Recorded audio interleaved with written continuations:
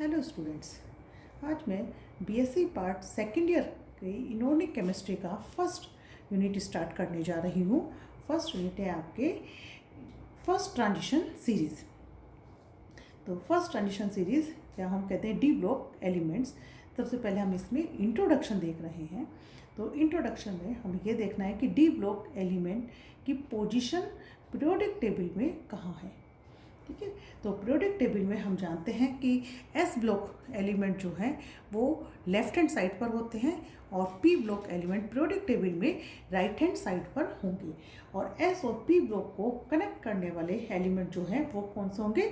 D block element होंगे। तो periodic table में हम जानते हैं कि जो ग्रुप हैं 18 ग्रुप हैं, तो 1 और 2 ग्रुप एस ब्लॉक के हो गए और 13 to 18 ग्रुप जो हैं वो पी ब्लॉक के होते हैं। तो इसका मतलब कि ग्रुप नंबर 2 और 13 के बीच में जो आने वाले ग्रुप हैं वो कौन से हो गए? आपके डी ब्लॉक एलिमेंट हो गए। तो ग्रुप 3 to 12 आपका कौन सा हो गया है? D block element. पीरियड अगर हम कहें तो पीरियड 4 to 7 कि 4 से लेके 7 तक के जो पीरियड हैं उनमें डी ब्लॉक एलिमेंट आते हैं।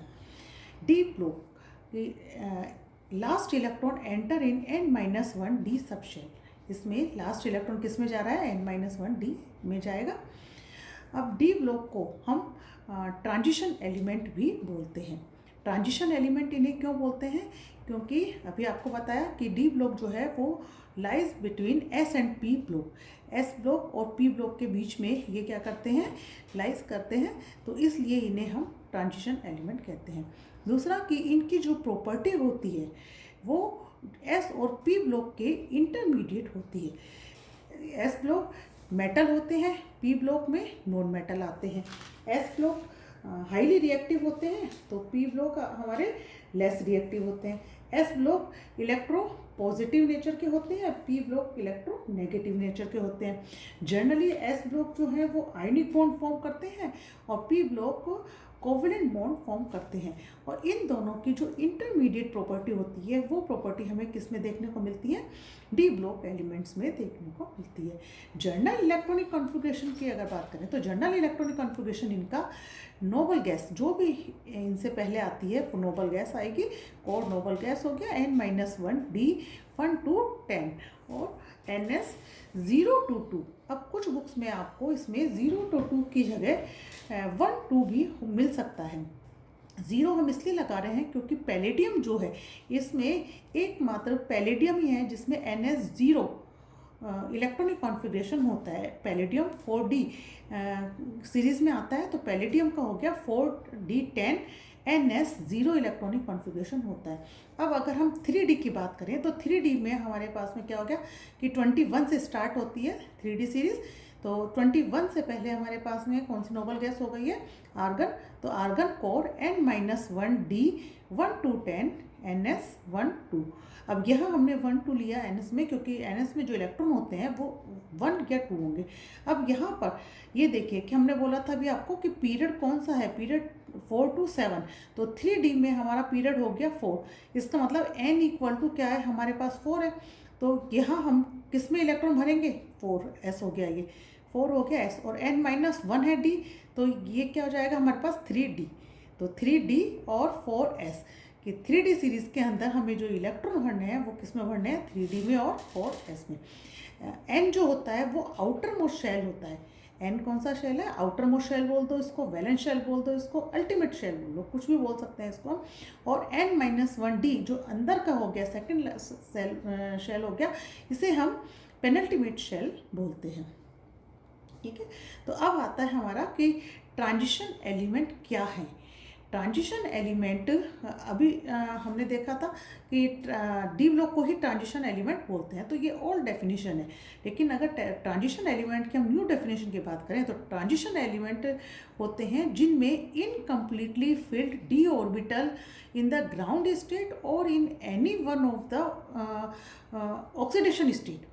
कि जो ट्रांजिशन एलिमेंट हैं, ट्रांजिशन एलिमेंट कौन से होंगे? ट्रांजिशन एलिमेंट होंगे जिसके अंदर डी ऑर्बिटल पार्शली फिल्ड हो, मतलब transition element should have partially field n-1 D orbital.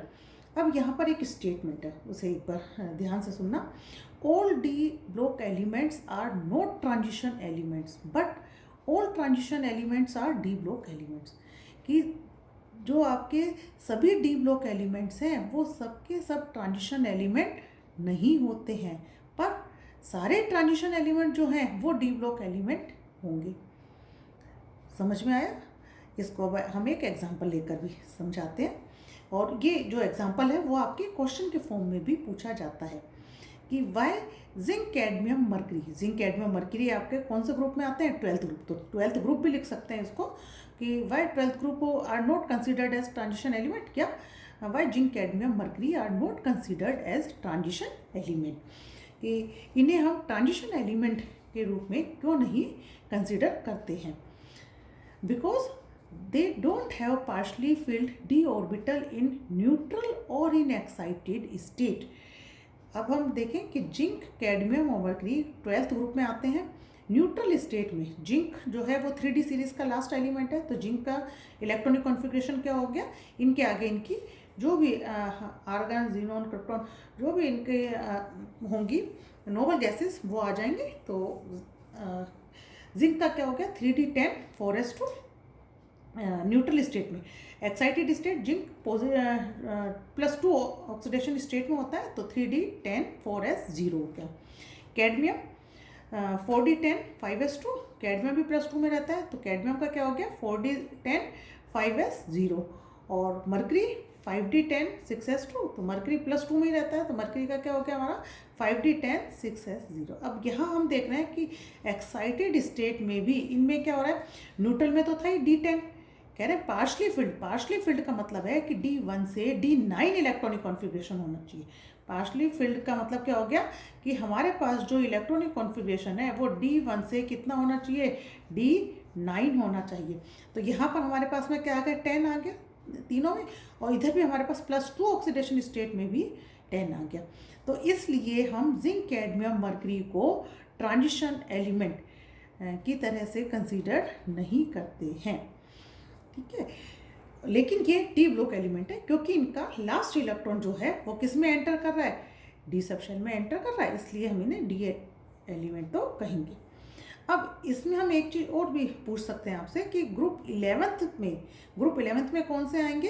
कि ग्रुप 12th से एक पहले आ गया 11th, तो CuAgAu, ठीक है। CuAgAu इनका जो इलेक्ट्रॉनिक कॉन्फ़िगरेशन है तो इनका क्या था हमारा? N-1D10 NS2, तो इनका हो जाएगा N-1D10 NS1, ठीक है। तो यहाँ भी क्या हुआ? N-1D10 आ गया, तो यहाँ पर भी फुली फिल्ड हो गया ये इलेक्ट्रॉनिक कॉन्फ़िगरेशन की। कॉपर का देखा 3D10 4s1, Ag का 4D10 5s1, Au का 5D10 6s1। तो तीनों में ही क्या हो गया इनमें कि 3D 4D 5D में 10 इलेक्ट्रॉन आ रहे हैं, इसका मतलब फुली फिल्ड इलेक्ट्रॉनिक कॉन्फ़िगरेशन हो गया इनमें। लेकिन अगर हम कॉपर +2 को देखें तो कॉपर +2 में क्या आ गया हमारा? 4D9 4s0 +2 के अंदर आ गया ना। तो इसका मतलब अभी हमने बताया था आपको D1 से D9 तक इलेक्ट्रॉनिक कॉन्फ़िगरेशन पार्शली फिल्ड हो गया, तो D9 इलेक्ट्रॉनिक आ गया। Ag +2 का देखें तो इसमें भी 4D9 आ गया, और Au +3 में भी 5D8 आ गया। तो इसका मतलब इन तीनों को ट्रांजिशन एलिमेंट कंसिडर किया जाता है। डी ब्लॉक तो है ही, क्योंकि हमने बोला था अभी कि all d block element are not transition but all transition are d block. तो ट्रांजिशन है तो डी ब्लॉक तो है ही, ठीक है। तो नेक्स्ट इसमें अब हम देखते हैं क्लासिफिकेशन ऑफ ट्रांजिशन सीरीज। तो क्लासिफिकेशन अभी हमने देखा कि ट्रांजिशन एलिमेंट और डी ब्लॉक एलिमेंट डिफरेंट है, ठीक है। तो यहाँ पर हम दोनों का ही क्लासिफिकेशन देखते हैं। तो ट्रांजिशन सीरीज 4 सीरीज में इनको 4 टाइप्स में इनको डिवाइड किया गया है। तो ग्रुप 3 टू ग्रुप 11, ग्रुप 3 से 11 तक जो एलिमेंट है उन्हें हम कहेंगे ट्रांजिशन सीरीज। ये हम कहते हैं 3rd B से 1st A तक। तो फर्स्ट ट्रांजिशन सीरीज स्कैंडियम से स्टार्ट होती है, कॉपर तक रहेगी। स्कैंडियम 21 एटॉमिक नंबर है और कॉपर का 29 एटॉमिक नंबर है। तो स्कैंडियम का इलेक्ट्रॉनिक कॉन्फ़िगरेशन क्या हो जाएगा? 3D1 4s2। यहाँ फर्स्ट ट्रांजिशन सीरीज में 3D ऑर्बिटल जो है वो पार्शली फिल्ड होते हैं, तो 3D1 4s2, और कॉपर का हो जाएगा 3D10 4s1। यहाँ कॉपर जो है वो +2 ऑक्सीडेशन स्टेट में रहेगा तो 3D9 हो गया इसका। तो इसका मतलब ये है कि ट्रांजिशन एलिमेंट है, तो ट्रांजिशन सीरीज़ में आ गया। सेकंड सीरीज़ है इसकी, सेकंड ट्रांजिशन सीरीज़, इसमें 4D जो ऑर्बिटल है वो पार्शली फिल्ड होंगे, इट्रियम से और Ag तक होगी ये सीरीज़। इट्रियम एटॉमिक नंबर 39 है, Ag का एटॉमिक नंबर 47 है। तो यहाँ इट्रियम का इलेक्ट्रॉनिक कॉन्फ़िगरेशन क्या हो जाएगा, 4D भर रहे हैं तो 4D1 5s2, Ag का हो गया 4D10 5s1, Ag +2 में है तो इसका 4D9 आ गया। इसी तरीके से नेक्स्ट सीरीज़ हो गई थर्ड ट्रांजिशन सीरीज़, इसमें हम 5D जो ऑर्बिटल है वो पार्शली फिल्ड करेंगे। ये लेंथेनम से स्टार्ट होती है 57 से। अब लेंथेनम से और ये आती है AU तक, AU का 79 है, लेकिन यहाँ लेंथेनम के बाद में 14 एलिमेंट जो हैं वो लेंथेनाइड में चले जाते हैं, मतलब 4F सीरीज़ में चले जाते हैं, F ब्लॉक के अंदर जाते हैं, तो वहाँ आएंगे। उसके बाद हेफनियम 71 से स्टार्ट 72 से स्टार्ट होकर और ये AU 79 तक आ जाएगा। तो ये हुआ हमारा थर्ड ट्रांजिशन सीरीज़। तो लेंथेनम को हो गया 5D1, लेंथेनम में 4F0 आता है। 4F क्या हो गया हमारा, जैसे अभी हमने बताया था कि S जो है हमारा ये हो गया हमारा आउटर मोस्ट शेल, फिर N-1 को हमने बताया था कि अल्टीमेट शेल बोल दो उसको, N-1 हमारा क्या हो गया पेनल्टीमेट शेल, और N-2 जब F भरते हैं हम तो क्या हो जाएगा N-2, क्योंकि N यहाँ पर देखो फोर्थ ही है, इसके अंदर 4F आ गया ना, तो 6th पीरियड है तो वहाँ पे N-2, 6 माइनस 2 हुआ ना तो 4 आ गया। तो 4F सीरीज़ में भर रहे हैं यहाँ पर हम, और यहाँ हम किस में भरेंगे नेक्स्ट में एक्टिनाइड्स के अंदर 5F में, तो 4F और 5F आती है, तो N-2 के अंदर भरेंगे। ये एंटी पेनल्टीमेट शेल होता है, ठीक है। तो यहाँ हमारा लेंथेनाइड का आ जाएगा 4F0, 5D1 और 6S2, और इसका हो जाएगा हमारा AU का 79 एटॉमिक नंबर है, 5D10 6S1। तो इनमें भी क्या AU +3 में था तो 5D8 इसका इलेक्ट्रॉनिक कॉन्फ़िगरेशन हो गया है। इसी तरीके से फोर्थ ट्रांजिशन सीरीज़ जो है उसमें 6D ऑर्बिटल में इलेक्ट्रॉन पार्शली फिल्ड होंगे, तो ये एक्टिनम से स्टार्ट होगी 89 से। इसके बाद में 14 एलिमेंट जो है वो एक्टिनाइड में जाएंगे, और इसके बाद में 111 एटॉमिक नंबर है रोंटेजिनियम Rg आता है। तो अभी ये हो सकता है कुछ बुक्स में ना मिले, तो आप एक बार इसे नोट कर लेना। 6D10 7S1 इसका इलेक्ट्रॉनिक कॉन्फ़िगरेशन है कि ये एलिमेंट जो है वो रेडियो एक्टिव सिंथेटिक एलिमेंट है और नेचर में नहीं पाया जाता है, ठीक है। अब हमने यहाँ पर देखी अभी ट्रांजिशन सीरीज़ देखी है। अब हम इन्हीं सीरीज़ को अगर देखें कि डी ब्लॉक सीरीज़ हमारी कौन सी होंगी, तो 4 टाइप की डी ब्लॉक सीरीज़ होंगी। यहाँ हमने देखा था ग्रुप 3 से ग्रुप 11 तक आ रहा था, ठीक है। तो यहाँ हमारा क्या हो जाएगा ग्रुप 3 से 12 तक आ जाएगा, क्योंकि वहाँ हमने बताया था आपको कि जिंक, कैडमियम, मरकरी जो हैं वो आपके 3D 4D और 5D सीरीज़ के लास्ट एलिमेंट हैं, और ये तीनों ही ट्रांजिशन में हम उनको काउंट नहीं कर रहे हैं। तो इसलिए हमने यहाँ ट्रांजिशन सीरीज़ जो ली है वो आपके क्या दी है, हो सकता है आपको अभी कुछ बुक्स में फर्स्ट ट्रांजिशन सीरीज़ और 3D सीरीज़ दोनों को एक साथ बताएं, लेकिन जब आप पहले ये चीज़ बता रहे हो कि उस जिंक, कैडमियम, मरकरी को आप ट्रांजिशन एलिमेंट कंसिडर नहीं कर रहे हैं, तो हम इसे ट्रांजिशन सीरीज़ में भी कंसिडर नहीं कर सकते हैं, ठीक है। तो डी ब्लॉक सीरीज़ हो जाएंगी हमारी वही 4 टाइप से। 3D में इलेक्ट्रॉन पार्शली फिल्ड हो रहे थे 3D सीरीज़, 4D में हो रहे थे तो 4D सीरीज़, 5D में कर रहे हैं तो 5D सीरीज़ और 6D सीरीज़। स्टार्टिंग वहीं से रहेगी स्कैंडियम 21 से, और कॉपर के बाद में कौन सा आता है, जिंक आता है, 30 हो गया। डी में हम 10 इलेक्ट्रॉन मैक्सिमम भर सकते हैं, 10 ही एलिमेंट आ रहे हैं हमारे पास में 21 से 30 तक। तो जिंक का इलेक्ट्रॉनिक कॉन्फ़िगरेशन 3D10 4s2 हो गया।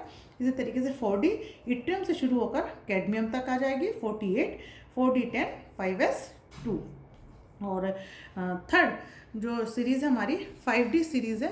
5D सीरीज़ हमारी लेंथेनम से स्टार्ट हुई, 14 एलिमेंट आएंगे, और वो उसके बाद फिर हमारी Hg तक मरकरी तक आ गई है, और ये हो गया 5D10 6s2।